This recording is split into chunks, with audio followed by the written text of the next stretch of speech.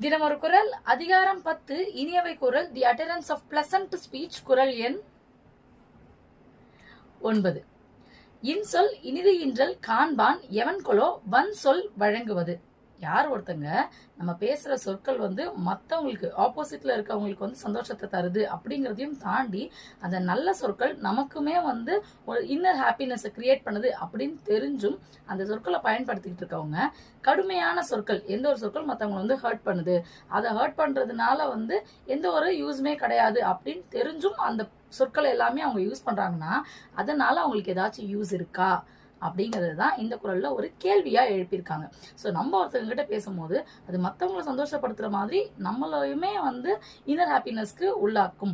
அதனால மற்றவங்க கிட்ட பேசும்போது எந்த ஒரு தீங்கான சொற்களையும் பயன்படுத்த தேவை கிடையாது அப்படிங்கிறத இந்த குரல் மூலியமா உணர்த்திட்டு இதே மாதிரி தினமும் ஒரு குரல் அதோட பொருளை தெரிஞ்சுக்கணும்னு நினைக்கிறாங்கன்னா மறக்காம நம்மளோட பேஜை ஃபாலோ பண்ணிக்கோங்க. அண்ட் இப்போ இந்த குரலை தெரிஞ்சுக்கிட்டவங்க இன்னும் தெரியாம இருக்க நம்ம ஃப்ரெண்ட்ஸுங்களுக்கு ஷேர் பண்ணிடுங்க. நன்றி.